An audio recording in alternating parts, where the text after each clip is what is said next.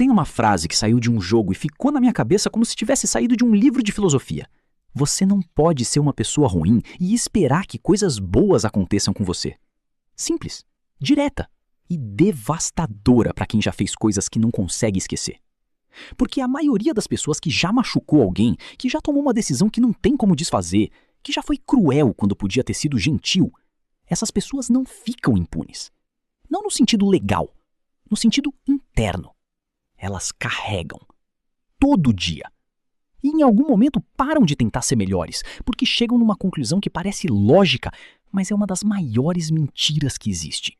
Que é tarde demais. Que já fizeram dano demais. Que não merecem uma segunda chance. E é exatamente sobre isso que eu quero falar hoje. Se você nunca jogou Red Dead Redemption 2, não importa. Porque Arthur Morgan não é só um personagem de jogo. Ele é um espelho. Arthur passou a vida inteira sendo o que esperavam dele. Órfão, criado por um líder de gangue que misturava discurso de família com violência e crime. Passou décadas roubando, matando, intimidando. Não porque era mau por natureza, mas porque nunca teve outra referência de quem ser. Porque o ambiente que o formou dizia que era isso. E ele acreditou. E o mais humano de tudo isso é que Arthur sabia. Ele sabia que o que fazia era errado.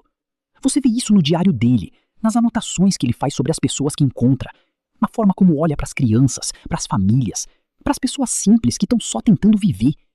Ele tinha consciência. E consciência sem ação é o tipo de tortura mais silenciosa que existe. Ele é um retrato de alguém que passou tanto tempo sendo uma coisa que esqueceu que podia escolher ser outra. Você conhece alguém assim? Ou você é alguém assim? No meio do jogo, Arthur descobre que está com tuberculose. E tuberculose naquela época era sentença de morte. Não havia cura. Havia tempo. Pouco tempo. E aqui está o que é genial nessa construção. A maioria das pessoas age como se tivesse tempo infinito para se tornar quem deveria ser. Amanhã eu mudo. Quando as coisas melhorarem, eu começo. Quando eu resolver esse problema, eu viro a página. E o amanhã vai empurrando o amanhã, e de repente passaram 10 anos, e você ainda é a mesma versão de si mesmo que prometeu abandonar. Arthur não tinha mais esse luxo. E o que ele fez com isso é o que separa a história dele de qualquer outra história de redenção que eu já vi. Ele não teve uma epifania mágica, não acordou um dia diferente, não foi salvo por amor ou por fé ou por milagre. Ele simplesmente começou a escolher diferente, com o tempo que tinha, nas situações que apareciam. Uma de cada vez. Ajudar uma viúva que devia dinheiro pra gangue, proteger uma família, ser honesto com alguém quando a mentira seria mais fácil. Pequenas escolhas que custavam alguma coisa, que iam contra tudo que ele tinha sido. E é isso que redenção é. Não é um momento, é uma direção. No capítulo 6 tem uma cena que me parou. Arthur Morgan, um homem que passou a vida inteira sendo duro, violento, inabalável, olha pra frente e admite que tem medo. Não de morrer. Medo de que a vida toda tenha sido desperdiçada. Medo de que as pessoas que machucou não possam ser desfeitas. Medo de que seja tarde demais para ser algo diferente do que foi. E ele fala isso em voz alta. Assume.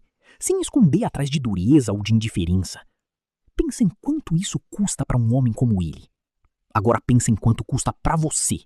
Porque a maioria das pessoas passa a vida inteira sem conseguir fazer o que Arthur fez naquela cena. Sem conseguir olhar para si mesmo e dizer em voz alta, mesmo que só para si mesmo, que tem medo, que errou, que se arrepende, que queria ter sido diferente. A gente aprende desde cedo que admitir medo é fraqueza, que assumir erro é perder, que vulnerabilidade é perigosa. Então a gente constrói uma armadura e fica dentro dela, e vai empurrando o peso para dentro até que não cabe mais. Arthur não tinha mais tempo para armadura, e talvez seja isso que a tuberculose representa além da doença. O fim da desculpa de adiar quem você poderia ser. Você ainda tem a desculpa do tempo, e tá usando ela. Aqui tá o que a maioria das pessoas entende errado sobre redenção. Redenção não é apagar o que você fez. Não existe borracha, não existe reset. As pessoas que você machucou continuam machucadas. As decisões que você tomou continuam tendo consequências. O passado não some. E é exatamente por isso que muita gente desiste antes de começar. Porque parece inútil. Porque se não dá pra desfazer, qual é o ponto? O ponto é o seguinte. Você não é só o que fez. Você é também o que faz agora. E o que você faz agora vai se somando ao que você foi. E essa soma vai definindo quem você é de verdade.